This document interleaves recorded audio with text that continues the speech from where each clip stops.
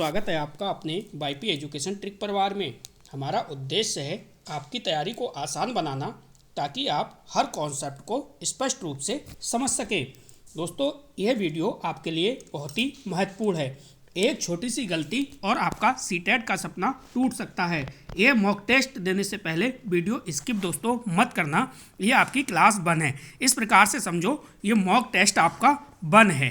तो आज के इस वीडियो में हम 30 क्वेश्चन बिल्कुल देखेंगे और 30 क्वेश्चन में से आपके 30 क्वेश्चन अगर सही हो रहे हैं तो समझो आपकी तैयारी बहुत अच्छी है। दोस्तों, ये भाषा विकास का अध्ययन, इस टॉपिक से हमने 30 क्वेश्चन लिए हैं। तो बिना किसी देरी के करते हैं वीडियो को स्टार्ट। तो दोस्तों देखिए, पहला क्वेश्चन आपकी स्क्रीन पे लग चुका है। क्वेश्चन को पढ़िएगा और सबसे पहले आप जवाब दीजिएगा, क्योंकि ये देखिए मॉक टेस्ट है। तो मॉक टेस्ट में आपको ये देखना है कि कितने क्वेश्चन आपके सही हो रहे हैं। क्वेश्चन है देखिए, बच्चों का संज्ञानात्मक विकास और भाषा। पहला ऑप्शन है यहाँ पे, वो है उद्दीपक प्रतिक्रिया संबंध के सिद्धांत। उद्दीपक प्रतिक्रिया संबंध के सिद्धांत और अनुकरण की प्रक्रिया से संबंधित है। क्या ये ऑप्शन सही है? बी ऑप्शन है मनुष्य का सहजात उपकरण है जिसके द्वारा भाषा में निपुणता प्राप्त करता है, विकास में कोई संबंध नहीं है। डी ऑप्शन है उस संस्कृति और समुदाय से घनिष्ठ रूप से संबंधित है जिनमें बच्चे रहते हैं। तो सही जवाब जल्दी से बताइएगा, इसका सही जवाब क्या होगा दोस्तों। चलिए मैं अब आपको बताता हूँ इसका सही जवाब। इसका जो सही जवाब है वो है डी ऑप्शन। डी ऑप्शन है, ठीक है। बच्चों का संज्ञानात्मक विकास और भाषा उस संस्कृति समुदाय से घनिष्ठ रूप से संबंधित है जिसमें क्या है, बच्चे रहते हैं। तो यहाँ पे जो है वो डी ऑप्शन आपका बिल्कुल सही हो जाएगा। दोस्तों, यहाँ पे हम चारों ऑप्शन को एक्सप्लेन नहीं करेंगे। हमारा मकसद है यहाँ पे मॉक टेस्ट के माध्यम से आपकी तैयारी को परखना कि आपकी तैयारी जो है वो कितनी हो चुकी है। देखो, निम्नलिखित वाक्य के संदर्भ में कौन सा कथन सही नहीं है। जो कथन सही नहीं है उसको आपको चुनना है। तो शब्दावली को समृद्ध करने के लिए बी ऑप्शन है देखिए, शब्द और वाक्यांश संरचना को कंठस्थ करने के। सी ऑप्शन है यहाँ पे उच्चारण का अभ्यास करने के। और डी ऑप्शन है अभिव्यक्ति का संवर्धन और वाक्यों की लय के। तो निम्नलिखित में से निम्नलिखित वाक्य के संदर्भ में कौन सा कथन जो है वो सही नहीं है, ये आपको चुनना है। तो दोस्तों मैं आपको यहाँ पे बता दूँ, अब आपने अपना जवाब दे दिया होगा। देखिए यहाँ पे डी ऑप्शन बिल्कुल सही जवाब होगा, अभिव्यक्ति का संवर्धन और वाक्यों की लय के। क्योंकि वाक्य के संदर्भ में कथन अभिव्यक्ति का संवर्धन और कह सकते हो कि वाक्यों की लय जो कि सही नहीं है, ये आपका डी ऑप्शन बिल्कुल सही जवाब होगा। चलिए, आपने तैयारी की है तो आपको क्वेश्चन समझ में आ रहे होंगे। अब देखिए अगला क्वेश्चन। क्वेश्चन कह रहा है कि एक बच्चे द्वारा आप उसके दोस्तों के साथ प्रयुक्त भाषा उसके शिक्षकों के साथ प्रयुक्त भाषा से भिन्न होती है। इस तरह से वह अपनी माँ के साथ भोजन आदि के लिए अलग तरीके से बोलता है। तो भाषा का कौन सा पक्ष अपनी भूमिका निभाता है? तो सही जवाब आपको चुनना है दोस्तों। सही जवाब क्या होगा यहाँ पे? ए ऑप्शन है परिवेशीय पक्ष, बी ऑप्शन है मनोवैज्ञानिक पक्ष, सी ऑप्शन है अनौपचारिक पक्ष और डी ऑप्शन है सामाजिक पक्ष। अगर मैं इसके करेक्ट आंसर की बात करूं तो यहाँ पे डी ऑप्शन हो जाएगा सामाजिक पक्ष, ठीक है। सामाजिक पक्ष जो है बिल्कुल सही जवाब है। यहाँ पे मैं एक्सप्लेन नहीं करूँगा, सिर्फ और सिर्फ मैं आपको ये देखना है कि भाई हमारी जो तैयारी है वो कितनी हो चुकी है, क्योंकि तैयारी जो है वो अब आपकी लगभग समाप्ति की ओर ही है। जब बच्चे घर और समुदाय से अलग भाषा अनुभवों के साथ विद्यालय में प्रवेश लेते हैं तो शिक्षक को विद्यालय में क्या करना है? देखिए, उनकी गृह भाषा की उपेक्षा करनी चाहिए, अनुदेशन की भाषा पर ध्यान केंद्रित करना चाहिए या फिर उनकी गृह भाषा का प्रयोग करना चाहिए। डी ऑप्शन है उनसे विद्यालय में घर की भाषा का प्रयोग नहीं करने के लिए कहना चाहिए। तो बताइए सही जवाब इसका क्या होगा? सही जवाब के लिए आप कमेंट में इसका जवाब दे सकते हैं। इसका सही जवाब क्या होगा? तो यहाँ पे जो इसका सही जवाब होगा दोस्तों, यहाँ पे होगा सी ऑप्शन, उनकी गृह भाषा का प्रयोग करना चाहिए। सी ऑप्शन बिल्कुल सही जवाब है। अगला क्वेश्चन देखो, क्वेश्चन नंबर 5। क्वेश्चन को पढ़ो और क्वेश्चन को बहुत ही प्यार से आपको जवाब देना है। क्वेश्चन बहुत अच्छा है। उनसे नहीं, 5वां देखिए, अर्थ क्रियात्मक करता है की ओर संकेत करता है। तो ये बहुत अच्छा ऑप्शन है। यहाँ पे देखिए मैं आपको बता दूँ, यहाँ पे जो है ये आपका शब्द नहीं होगा और यहाँ पे जो आर्थोक्रियात्मक के बाद यहाँ पे डैश डैश होगा, ठीक है। डैश डैश का मतलब सीधे सीधे समझो ये रिक्त स्थान है। अर्थक्रियात्मक फिर रिक्त स्थान, यहाँ पे रिक्त स्थान है, फिर की ओर संकेत करता है। ये पूरा शुद्ध वाक्य है, ठीक है। टाइपिंग में थोड़ी मिस्टेक है। तो क्वेश्चन है भाषा के सामाजिक नियम, बी ऑप्शन है विद्यालय भाषा की नीति, और सी ऑप्शन है विद्यालय की अनुदेशन की भाषा, और डी ऑप्शन है शैक्षणिक भाषा। तो सही जवाब आपको देना है। देखिए अर्थक्रियात्मक जो है दोस्तों, ये भाषा के सामाजिक नियम की ओर संकेत करता है। किसकी ओर? भाषा के सामाजिक नियम की ओर संकेत करता है। ए ऑप्शन यहाँ पे बिल्कुल सही जवाब होगा। अगला क्वेश्चन देखो, क्वेश्चन नंबर 6। क्वेश्चन क्या कह रहा है, क्वेश्चन को ध्यान से समझिएगा। चलिए क्वेश्चन को पढ़िएगा। सबसे पहले भाषा शिक्षण के लिए एक वास्तविक एवं व्यवहारिक स्थिति का उपयोग करते हुए सरलतापूर्वक भाषा से परिचित होने में शिक्षार्थियों की मदद करने वाली पद्धति कहलाती है। तो ये क्या कहलाती है? पहला ऑप्शन है संरचनात्मक उपागम, बी ऑप्शन है स्थितिपरक भाषा शिक्षण पद्धति, सी ऑप्शन है श्रव्य भाषिक पद्धति, और डी ऑप्शन है द्विभाषी पद्धति। तो यहाँ पे सही और सटीक आंसर आपको यहाँ पे देना है। तो देखिए यहाँ पे जो सही और सटीक आंसर होगा वो आपका होगा बी ऑप्शन। क्या हो जाएगा? स्थितिपरक भाषा शिक्षण पद्धति कहलाती है। बी ऑप्शन यहाँ पे सही जवाब है। अगला क्वेश्चन देखिए, क्वेश्चन नंबर 7। क्वेश्चन नंबर 7 क्या कह रहा है? पठन पूर्ण कार्य होते हैं। तो पठन पूर्ण कार्य होते हैं, 4 ऑप्शन आपके सामने हैं। जो सही ऑप्शन है उसका आप चुनाव करिएगा। चलिए कठिन शब्दों और पदों का अर्थ देने के लिए ए ऑप्शन पहले पढ़िए। ए ऑप्शन है शिक्षार्थियों की पठन कुशलता का मूल्यांकन करने के लिए, और बी ऑप्शन है कठिन शब्दों और पदों का अर्थ देने के लिए। नेक्स्ट देखिए, शिक्षार्थियों को पाठ्य वस्तु में प्रवेश करने और उन्हें अभिप्रेरित करने के लिए। इसके बाद डी ऑप्शन है पठन सामग्री में प्रयुक्त व्याकरणीय बिंदुओं की व्याख्या करने के लिए। तो सही जवाब आपको देना है। सही जवाब यहाँ पे क्या होगा? देखिए सही जवाब होगा वो हो जाएगा आपका सी ऑप्शन। क्या है? शिक्षार्थियों को पाठ्य वस्तु में प्रवेश करने और उन्हें अभिप्रेरित करने के लिए। बिल्कुल सही जवाब है आपका। चलते हैं अगले क्वेश्चन पे। तो चलिए अगला क्वेश्चन देखिए। क्वेश्चन काफ़ी अच्छा है, 8वां क्वेश्चन भी अच्छा है।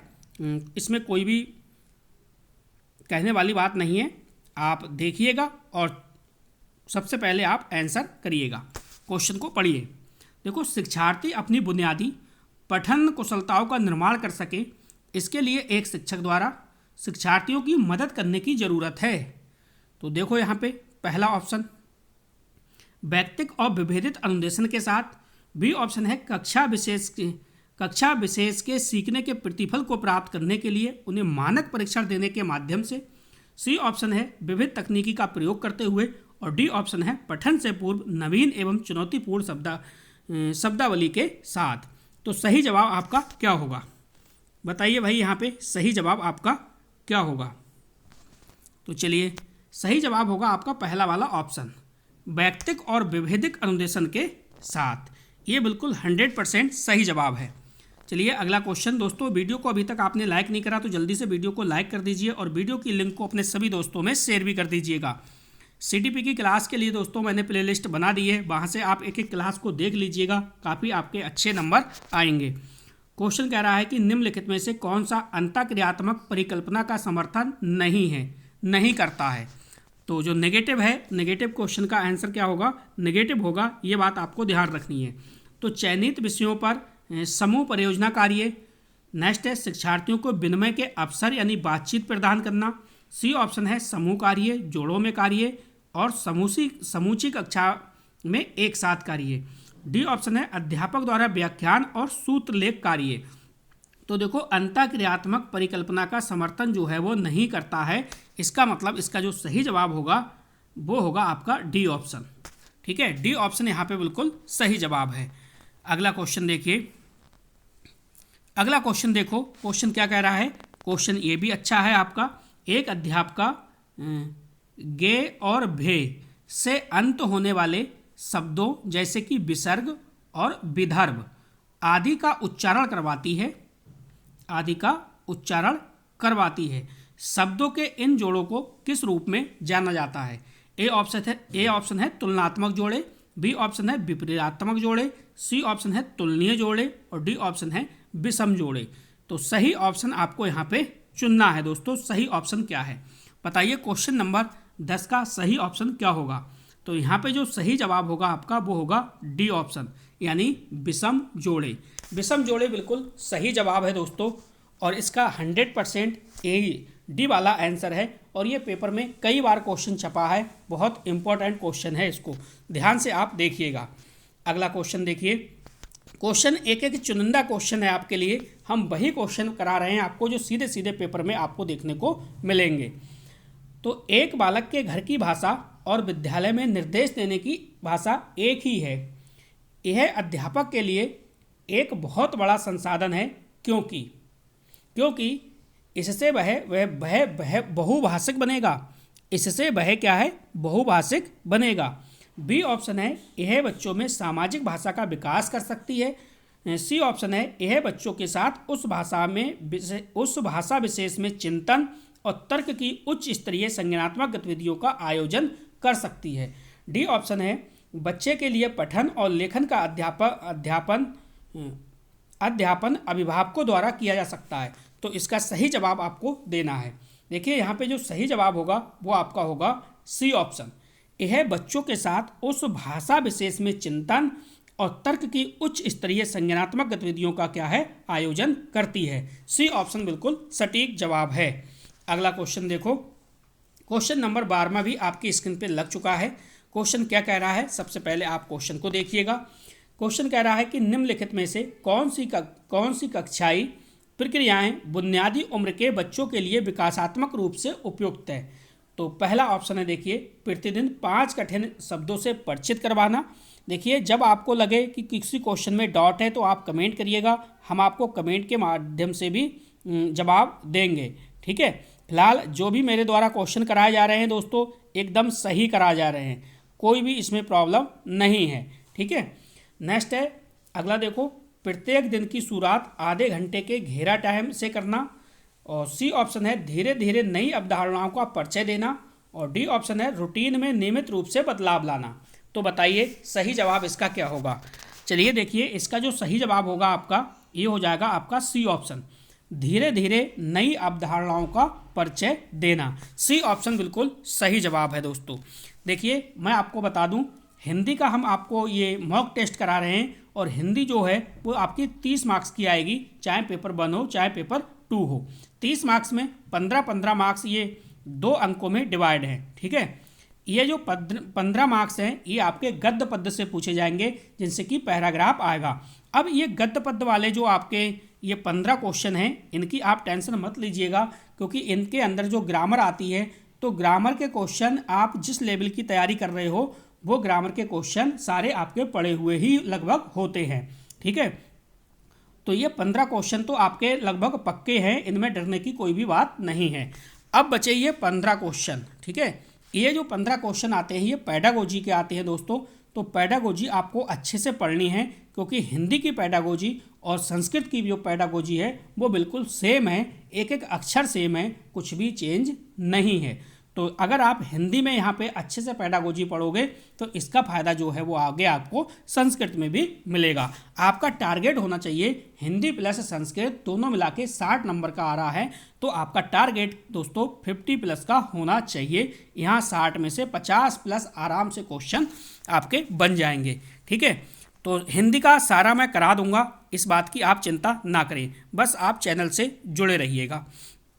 चलिए क्वेश्चन कह रहा है कि भाई छोटे बच्चों के लिए पाठ योजना बनाते समय अध्यापका ने समग्र भौतिक प्रतिक्रिया विधि पर ध्यान केंद्रित करने का निर्णय लिया। पाठ में समग्र भौतिक प्रतिक्रिया शामिल करने के लिए अध्यापका को निम्नलिखित में से क्या करना चाहिए? क्या करना चाहिए बताइए। देखिए चारों ऑप्शन आपके सामने हैं। चलिए पहला ऑप्शन पढ़ते हैं, कक्षा में कुछ श्रवण संबंधी गतिविधियां करवाई जाएं। बी ऑप्शन है गतिविधियां ना करवाकर प्रश्न पूछे जाएं और उत्तर देने के लिए प्रोत्साहित किया जाए। सी ऑप्शन है कक्षा में कुछ शारीरिक गतिविधियां करनी चाहिए। और डी ऑप्शन है ऐसी गतिविधियां करवाएं जो अपनी अपनी सीट पर बैठे जो अपनी सीट पर, एक मिनट चेक करता हूं यहाँ पे क्या लिखा हुआ है। डी ऑप्शन, अपनी सीट पर बैठे बैठे हो सके। हाँ, ये सही है, अपनी सीट पर बैठे बैठे हो सके और जोड़ों या समूह में कार्य करने के क्या है मौके दे। तो सही जवाब आपको यहाँ पे देना है। तो देखिए, आपने आंसर आपका चुन लिया होगा अपना, लेकिन मैं आपको यहाँ पे बता रहा हूँ जो सही है वो कक्षा में शारीरिक गतिविधियाँ करवानी चाहिए। ठीक है, सी ऑप्शन यहाँ पे बिल्कुल सही जवाब है। चलिए अगला क्वेश्चन है। अगला क्वेश्चन देखिए, क्वेश्चन नंबर 14। क्वेश्चन क्या कह रहा है, सबसे पहले आप क्वेश्चन को समझिएगा। देखो, कक्षा 5 का मंजीत अपने अध्यापक से अलग शैली में बात करता है, अलग शैली में बात करता है, अपने मित्रों से कुछ अलग तरह से और 1-2 वर्षीय बच्चे से कुछ अलग तरह से बात करता है। इसका तात्पर्य यह हुआ कि मंजीत जानता है कि सामाजिक परिस्थितियों में भाषा का प्रयोग किस तरह से करना चाहिए, भाषा के इस गुण को किस रूप में देखा जाना चाहिए। तो 4 ऑप्शन आपके सामने हैं। ए ऑप्शन है उपयोगितावादी, बी ऑप्शन है प्रकृतिवादी, सी ऑप्शन है वाक्यगत। ये इस प्रकार से है, का के नीचे क्या आएगा, हलंत आएगा। ठीक है, वाक्यगत और अर्थगत। तो सही ऑप्शन आपको यहाँ पे चुनना है। अगर मैं करेक्ट आंसर की यहाँ पे बात करूँ तो देखिए ए ऑप्शन बिल्कुल सही हो जाएगा दोस्तों, उपयोगितावादी। इसमें आपको कोई भी समस्या नहीं होनी चाहिए, ये ऑप्शन बिल्कुल सही है। अगला क्वेश्चन यहीं पे देख लो, क्वेश्चन नंबर 15। क्वेश्चन क्या कह रहा है, पहले आप क्वेश्चन को समझिएगा, इसके बाद आप जवाब दीजिएगा। देखो, निम्नलिखित कथनों, यहाँ पे एक कथन है, ठीक है, कथनों को पढ़िए और सही विकल्प का चयन कीजिए। कथन क्या है देखिए, अभिकथन ए, विद्यालय में प्रवेश करने वाले सभी बच्चे अपनी आयु अनुसार भाषा के सक्षम प्रयोगकर्ता होते हैं। बी ऑप्शन है यहाँ पे कथन है और ये आपका क्या है, कारण है, तर्क है कह सकते हो। भाषिक और सांस्कृतिक विविधता के कारण वे अपनी योग्यताओं का प्रदर्शन नहीं कर पाते हैं। 4 ऑप्शन की जगह मैंने यहाँ पे एक ही ऑप्शन लिख दिया है, ए ऑप्शन। यानी कहने का मतलब है ये आपका जो कथन है ये सही है और आर जो है ये आपका गलत है। ठीक है, तो ए सही है और आर गलत है। यहाँ पे 4 ऑप्शन नहीं देके हमने आपको एक ही ऑप्शन दे दिया है। चलिए 16वां क्वेश्चन को देखिए और वीडियो को जल्दी से आप लाइक कर दीजिए और अपने दोस्तों में भी शेयर इसे कर दीजिएगा। तो चलिए इस क्वेश्चन को भी पढ़िएगा आप। क्वेश्चन अच्छा है। मुझे ये काम बहुत ही पसंद है जब अध्यापिका मुझे एक कार्ड देती है जिस पर कोई शब्द या वाक्य लिखा होता है। मैं उससे संबंधित अभिनय करती हूँ और समूची कक्षा उस शब्द वाक्य के बारे में अनुमान लगाती है कि भाई शिक्षार्थी की प्राथमिकताओं के साथ शिक्षार्थी की टिप्पणी की पहचान कीजिए। तो 4 ऑप्शन आपके सामने हैं। जब मैं कार्ड से वाक्य को याद करती हूँ तो मुझे अच्छी तरह से याद रहती है भाषा। इसके बाद अगला ऑप्शन देखिए क्या है,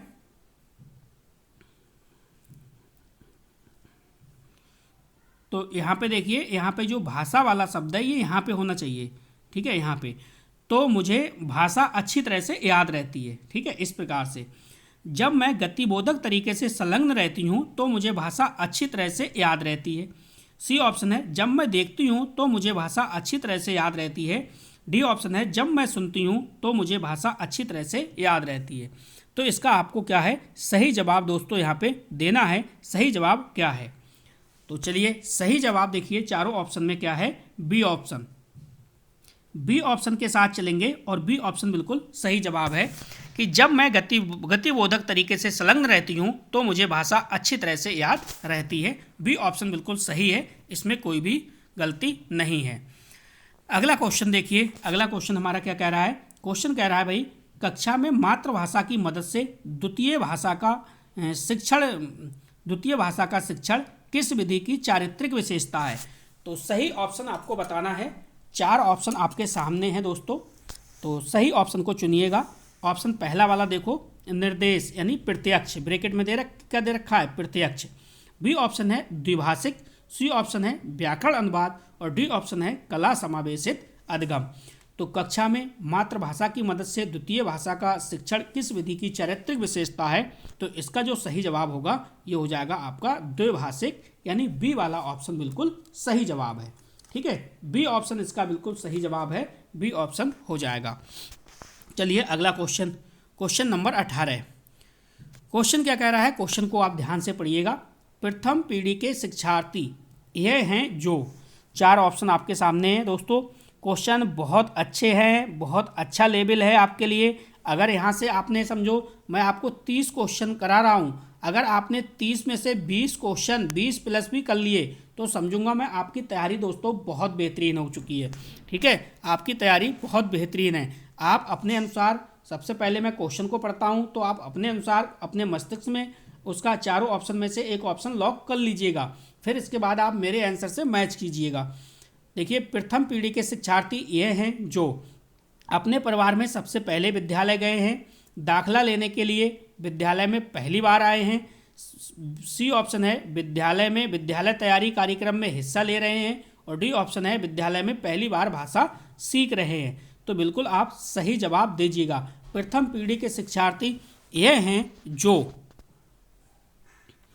जो क्या है, देखिए पहला ऑप्शन, जो यह अपने परिवार में सबसे पहले विद्यालय गए हैं। ए ऑप्शन बिल्कुल सही जवाब है। चलिए अगला क्वेश्चन देखिए, अगले क्वेश्चन की ओर चलते हैं दोस्तों। अगला क्वेश्चन क्या है, क्वेश्चन नंबर 19। क्वेश्चन कह रहा है, देखो, एक प्रभावी भाषा शिक्षक, यहाँ पे क्या होगा, यहाँ पे भाषा होगा। ठीक है, यहाँ पे क्या है, यहाँ पे आपको भाषा पढ़ना है, भाषा। एक प्रभावी भाषा शिक्षक बच्चों को पाठ्यपुस्तक में दिए गए सभी प्रश्नों के उत्तर याद कराएगा। क्या सभी प्रश्नों के उत्तर याद कराएगा? आप कहोगे ये तो बिल्कुल गलत है। बी ऑप्शन है पाठ्य पुस्तक के साथ अन्य संसाधनों का प्रयोग करेगा, तो आप कहोगे ये पॉजिटिव है। नेक्स्ट है केवल पाठ्य पुस्तक, तो ये तो आपका गलत हो गया, नेगेटिव। पूरी तरह से प्रस्तावित पाठ्य पुस्तक पर निर्भर रहना, तो पूरी तरह से प्रस्तावित पाठ्य पुस्तक पर निर्भर नहीं रहना है। तो इस हिसाब से आपका क्या है दोस्तों, बी ऑप्शन बिल्कुल सही है। पाठ्य पुस्तक के साथ अन्य साधनों का क्या है, प्रयोग करेगा। अब देखो क्वेश्चन नंबर 20। क्वेश्चन नंबर 20 भी आपके सामने है, ध्यान से पढ़ें और उसके बाद आप जवाब दें। चलिए क्वेश्चन को देखिएगा। क्वेश्चन कह रहा है भाई, किसी बच्चे को उसकी लक्ष्य भाषा में निपुण तब कहा जाएगा जब उसके पास उपयुक्त शब्द भंडार हैं परंतु वह उसका प्रयोग बार बार ना करता हो। बी ऑप्शन है वह अपने घर की भाषा में पठन और लेखन कर पाता हो। सी ऑप्शन है लक्ष्य भाषा का प्रयोग और सटीकता के साथ कर पाता हो। डी ऑप्शन है जो बोला जा रहा है उसे समझ पाने योग्य हो। तो आप सही जवाब देना है आपको। सही जवाब इसका क्या होगा? चलिए, तो इसका सही जवाब क्या होगा? C option. सी ऑप्शन बिल्कुल सही जवाब है कि भाई लक्ष्य भाषा का प्रयोग और सटीकता के साथ कर पाता हो। सी ऑप्शन इसका बिल्कुल सही जवाब है। Question number 21। सबसे पहले क्वेश्चन को पढ़िएगा और इसके बाद ही समझ के आप जवाब दीजिएगा। जब तक आप कमेंट नहीं करेंगे तो क्वेश्चन आपको याद नहीं होगा। आप कमेंट करते रहिएगा। देखिए, ग्रही शब्द भंडार वे शब्द हैं जिन्हें, क्वेश्चन अच्छा है, क्वेश्चन को ध्यान से समझो और इसके बाद जवाब दो। जब कोई सुनता है, सुनती है या देखता है, देखती है, तब पहचान कर पाते हैं। बी ऑप्शन है कोई भी पाठ्य सामग्री से समझ करती है या सकता है, सकती है या सकता है। सी ऑप्शन है दूसरे के वक्तव्य से ग्रहण किया जाता है। डी ऑप्शन है व्यक्ति अपनी व्यक्तिगत शब्दावली में प्रयोग करते हैं। तो बताइए सही जवाब इसका क्या होगा? सही जवाब इसका क्या होगा बताइएगा। बहुत अच्छा क्वेश्चन है दोस्तों, कोई भी इसमें मिस्टेक नहीं होनी चाहिए, सबका सही होना चाहिए। ए ऑप्शन इसका बिल्कुल सही जवाब है। जब कोई सुनता सुनती है या देखता देखती है तब पहचान कर पाते हैं। तो यहाँ पे हमारा पहला वाला ऑप्शन बिल्कुल सही जवाब है। अगला क्वेश्चन देखिए, क्वेश्चन को पढ़िएगा और इसके बाद आप जवाब दीजिएगा। क्वेश्चन कह रहा है आपसे कि भाई लक्ष्य दृश्य शब्द भंडार में किस प्रकार का शब्द है? तो ए ऑप्शन है रटकर सीखा जाता है। बी ऑप्शन है पाठक इसकी पहचान करता है और बिना किसी जटिल विश्लेषण के इसे अर्थपूर्ण पाता है। सी ऑप्शन है लेखक की शैली प्रभावशीलता का निर्णय लेने में से मदद करता है। और डी ऑप्शन है कम प्रयुक्त किया जाता है। तो आपको यहाँ पे सही जवाब देना है। चलिए क्वेश्चन का आंसर करिए, आप आंसर बताइए इसका सही जवाब क्या होगा। तो इसका दोस्तों सही जवाब जो होगा वो आपका बी ऑप्शन होगा। कि पाठक इसकी पहचान करता है और बिना किसी जटिल विश्लेषण के इसे क्या है अर्थपूर्ण बनाता है। तो यहाँ पे क्या है, बी ऑप्शन इसका बिल्कुल सही जवाब होगा। अगला क्वेश्चन देखो, क्वेश्चन नंबर 23। क्वेश्चन क्या कह रहा है, क्वेश्चन को पहले समझिएगा और इसके बाद आप जवाब दीजिएगा। चलिए अब आपको और क्लियर दिखता होगा। क्वेश्चन नंबर 23 कह रहा है भाई, विद्यार्थियों के साथ साहित्य पर बात क्यों करनी चाहिए, इससे संबंधित कौन सा कथन सही नहीं है। जो सही नहीं है उसका आपको चुनाव करना है। ए ऑप्शन है यह बहुत प्रेरणास्पद है, बी ऑप्शन है यह पाठ्यक्रम में शामिल नहीं है, सी ऑप्शन है यह विद्यार्थियों को दूसरे की संस्कृति समझने में मदद करता है, और डी ऑप्शन है यह भाषा अर्जन का आधार है। तो सही जवाब आपको बताना है, सही जवाब देना है। क्वेश्चन बहुत अच्छा है। अब देखो यहाँ पे नहीं है, जब वो नहीं कह रहा है तो ये बी ऑप्शन सही होगा, यह पाठ्यक्रम शामिल नहीं है। यह जो है पाठ्यक्रम जो है वो शामिल नहीं है। चलिए अगला क्वेश्चन देखो, क्वेश्चन नंबर 24। क्वेश्चन क्या कह रहा है, क्वेश्चन के बारे में आप ध्यान से पढ़िएगा। क्वेश्चन कह रहा है निष्क्रिय शब्दावली में ऐसे शब्द आते हैं। क्या है, निष्क्रिय शब्दावली में ऐसे शब्द आते हैं। अब देखो यहाँ पे 4 ऑप्शन है, ऑप्शन के हिसाब से आपको सही जवाब देना है। जिनका प्रयोग कभी कभार होता है, बी ऑप्शन है जिनका प्रयोग अक्सर किया जाता है, सी ऑप्शन है जिनका प्रयोग भाषा वैज्ञानिक करते हों, और डी ऑप्शन है जिनका इस्तेमाल लेखक करते हों। तो आपको सही जवाब यहाँ पे देना है। यानी निष्क्रिय शब्दावली में ऐसे शब्द दोस्तों होते हैं जिनका प्रयोग कभी कभार किया जाता है। ये आपका पहला वाला ऑप्शन सही है यहाँ पे। अगला क्वेश्चन, क्वेश्चन को ध्यान से पढ़िएगा और ध्यान से जवाब दीजिएगा, तभी आपको आनंद आएगा और तभी आपका दोस्तों सही होगा। यहाँ पे क्वेश्चन नंबर 25 देखिए। क्वेश्चन कह रहा है भाई, उत्तर प्रदेश के पश्चिमी भागों में बोली जाने वाली हिंदी बिहार के पूर्वी भागों में बोली जा रही हिंदी से भिन्न है। आप इन दोनों क्षेत्रों से वक्ता और श्रोता भाषा की इस विविधता को समझ लेते हैं। हिंदी की इन दो विविधताओं को किस रूप में जाना जाएगा। तो आपका सही जवाब क्या होगा। चलिए 4 ऑप्शन पढ़िए, 4 ऑप्शन के बाद जवाब दीजिएगा। क्वेश्चन बहुत अच्छा है दोस्तों। विभिन्न भाषाएं, बी ऑप्शन है एक हिंदी और दूसरी भोजपुरी, सी ऑप्शन है यह हिंदी भाषा की बोलियां हैं, डी ऑप्शन है यह एक ही भाषा है। तो सही जवाब क्या होगा, देखिए तो जो सही जवाब होगा यह हिंदी भाषा की बोलियां हैं। सी ऑप्शन इसका बिल्कुल सही जवाब हो जाएगा। अगला क्वेश्चन है क्वेश्चन नंबर 26। देखिए क्वेश्चन क्या कह रहा है, क्वेश्चन को आप पढ़िएगा। भाषा शिक्षा के संदर्भ में राष्ट्रीय शिक्षा नीति के बारे में कौन सा कथन जो है वो सही नहीं है। जो सही नहीं है उसका आपको चुनाव करना है। तो 4 ऑप्शन आपके सामने हैं। पहला ऑप्शन है देखिए, शिक्षा के माध्यमिक चरण में विदेशी भाषा का अध्ययन, बी ऑप्शन है मिडिल और माध्यमिक चरणों में शास्त्रीय भाषाओं का अध्ययन, सी ऑप्शन है घर की भाषा मातृभाषा निर्देश माध्यम की भाषा के रूप में, डी ऑप्शन है विद्यालय शिक्षा के आरंभिक चरणों से ही अंग्रेजी भाषा माध्यम के रूप में। तो यहाँ पे सही जवाब आपको देना है। सही जवाब क्या होगा, चलिए तो यहाँ पे देखिए सही ऑप्शन जो हो जाएगा वो आपका हो जाएगा डी ऑप्शन, विद्यालय शिक्षा के आरंभिक चरणों से ही अंग्रेजी भाषा माध्यम के रूप में। डी ऑप्शन यहाँ पे आपका सही जवाब होगा। ठीक है, मैं आपको एक बात और बता दूं, देखिए अगर मैं फर्स्ट भाषा की बात करूं, पहली भाषा, ठीक है, तो जो पहली भाषा होगी बच्चे की वो मातृभाषा और क्षेत्रीय भाषा होगी। पहली भाषा क्या होगी, मातृभाषा और क्षेत्रीय भाषा। अगर मैं दूसरी भाषा की बात करूं तो दूसरी भाषा क्या होगी, गैर हिंदी राज्यों में हिंदी या अंग्रेजी। क्या होगी, हिंदी या अंग्रेजी। अगर मैं यहाँ पे तीसरी भाषा की बात करूं तो तीसरी भाषा क्या होगी, हिंदी भाषी तथा गैर हिंदी भाषी दोनों राज्यों में अंग्रेजी या एक शास्त्रीय भाषा। ठीक है, इस बात को आप ध्यान रखना क्योंकि ये NEP 2020 त्रिभाषा सूत्र से संबंधित है। ठीक है, तो ये बात आपको ध्यान रखनी है। अगला क्वेश्चन देखो, क्वेश्चन नंबर 27। क्वेश्चन अच्छा है, क्वेश्चन में कोई कमी नहीं है, बस इसका जवाब आप सही तरीके से दीजिएगा। क्वेश्चन कह रहा है निम्नलिखित में से कौन सा भाषा शिक्षा की अवधारणा नहीं है। जो नहीं है वो आपको बताना है। देखिए ट्रांसलैंग्वेज, यहाँ पे क्या है, ट्रांसलैंग्वेज। ठीक है, यहाँ पे पढ़िएगा आप ट्रांसलैंग्वेज, थोड़ी सा यहाँ पे मिस्टेक है, ट्रांसलैंग्वेज आप पढ़िएगा। बी है बुद्धि, सी ऑप्शन है पठन वैकल्प, और डी ऑप्शन है भाषा संबंधी विशिष्ट विकार। तो इसका जो सही ऑप्शन होगा क्वेश्चन के हिसाब से वो क्या होगा, वो हो जाएगा आपका बी ऑप्शन बुद्धि, यानी भाषा शिक्षण की अवधारणा नहीं है, क्या नहीं है, बुद्धि। अगला क्वेश्चन देखिए, क्वेश्चन नंबर 28।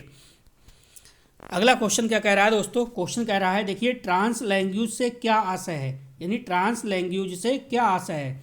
तो ए ऑप्शन है कई भाषाओं के प्रयोग की जगह एक भाषा का प्रयोग। बी ऑप्शन है भाषा को एक प्रक्रिया के रूप में देखना, ना कि एक उत्पाद के रूप में देखना। ठीक है, अब आप सी ऑप्शन को पढ़िएगा। सी ऑप्शन क्या कह रहा है, वर्तमान समय के साहित्य में बहुभाषावाद के लिए नई पदावली।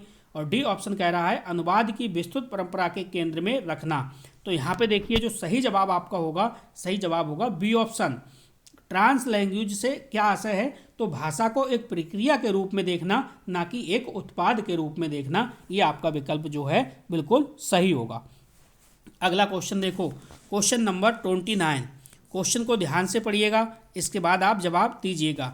क्वेश्चन कह रहा है भाषा शिक्षा में रचनात्मकता से क्या अभिप्राय है। तो देखो पहला ऑप्शन क्या है, कक्षा में किए जा सकने वाले खुले अंत वाले नए नए प्रश्न जिनकी तरह तरह की व्याख्या और क्या हो, उत्तर हो। बी ऑप्शन है किसी तथ्य के प्रति समझ बनाने के लिए विभिन्न विषयों से तथ्य को जुटाना। सी ऑप्शन है शिक्षण की नई विधियों का प्रयोग करते हुए कक्षाई गतिविधि। और डी ऑप्शन है संप्रेषणात्मक भाषा शिक्षण का प्रयोग करते हुए कक्षा में प्रयुक्त सामग्री। तो यहाँ पे जो सही जवाब है, सही जवाब क्या है जल्दी से बताइए, कमेंट करिएगा इसका राइट आंसर क्या है। क्योंकि सीटेट की तैयारी जो है वो अंतिम चरण में दोस्तों पहुंच चुकी है और आपने अब तैयारी कर चुके होंगे और मॉक टेस्ट फटाफट लगा रहे होंगे। तो यहाँ पे देखिए क्या है, ए ऑप्शन आपका बिल्कुल सही जवाब होगा। कक्षा में किए जा सकने वाले खुले अंत वाले प्रश्न, खुले अंत वाले नए नए प्रश्न जिनकी तरह तरह की व्याख्या और क्या हो, उत्तर हो, यही भाषा शिक्षण में रचनात्मकता का अभिप्राय है। चलिए 30 क्वेश्चन देखिए, 30 नंबर और 31 नंबर अपने लोग देख लेंगे। ठीक है, एक वीडियो में और लेके आऊँगा, इसके बाद ये वाला जो टॉपिक है ये आपका समाप्त हो जाएगा। देखो निपुण, यहाँ से क्वेश्चन बनता है, कई बार पेपर में बना है। The national initiative for achieving foundational skill का मुख्य केंद्र किस पर है, मुख्य केंद्र जो है वो इसका किस पर है। तो देखो यहाँ पे देखो पठन कॉमा वाचन कॉमा लेखन कॉमा श्रवण और संख्याबोध। सी ऑप्शन है पठन और लेखन। बी ऑप्शन है देखिए पठन और लेखन। सी ऑप्शन है पठन लेखन और अंकगणित। डी ऑप्शन है समझ के साथ पठन और संख्या बोध। तो यहाँ पे जो सही जवाब आपका होगा वो दोस्तों क्या होगा, 4 ऑप्शन आपके सामने हैं, आपने आंसर का चुनाव कर लिया होगा, अब आप मैच करिए। देखिए डी ऑप्शन इसका बिल्कुल सही होगा भाई, समझ के साथ पठन और संख्या बोध। चलिए अगला क्वेश्चन, जो भी क्वेश्चन आपको कराए जा रहे हैं सीधे सीधे एग्जाम में दोस्तों फंसाने वाले क्वेश्चन हैं। निम्नलिखित में से कौन सा भाषा परीक्षण विद्यार्थी की किसी विशिष्ट कार्य से संबंधित उस उपलब्धि का मापन करता है जिसकी उसे बाद में इस्तेमाल की आवश्यकता है। तो 4 ऑप्शन यहाँ पे आपके सामने हैं, 4 में से आपको सही जवाब देना है। पहला ऑप्शन है वस्तुनिष्ठ परीक्षण, बी ऑप्शन है सचमता परीक्षण, और डी ऑप्शन, सी ऑप्शन है आपका निपुणता परीक्षण, यहाँ पे परीक्षण है, ठीक है। और डी ऑप्शन है आपका चौथा वाला है वो है दोस्तों उत्पादक परीक्षण। तो यहाँ पे जो सही जवाब होगा, सही जवाब क्या होगा यहाँ पे आपका होगा सी ऑप्शन निपुणता परीक्षण। ठीक है, तो दोस्तों हिंदी की आपकी क्लास थ्योरी वाली यानी कंटेंट जो है आपका, कंटेंट की भी क्लास चल रही है। तो कंटेंट जो है, कंटेंट भी हम आपको करा रहे हैं, प्लस इसकी पेडागोजी की जो क्लास है, जो मॉक टेस्ट हम चला रहे हैं, तो मॉक टेस्ट भी आप क्लास लीजिए। कंटेंट प्लस मॉक टेस्ट अगर आप दोनों क्लासें लेते हैं तो मैं गारंटी के साथ कह रहा हूँ, जो आपके 10 से 12 दिन अभी बचे हुए हैं दोस्तों, यहाँ से मैं कह रहा हूँ कि सीधे सीधे ये जो वाले जो क्वेश्चन है, जो कंटेंट और जो आपका पेडागोजी का क्वेश्चन जो है वो आपका संस्कृत में भी सेम आएगा। तो सीधे सीधे आपके 30 अंक जो हैं बढ़ जाएंगे दोस्तों। ठीक है, तो बस इस वीडियो में इतना ही था। वीडियो देखने के लिए आपका बहुत बहुत धन्यवाद। मिलते हैं नेक्स्ट वीडियो में। Thank you.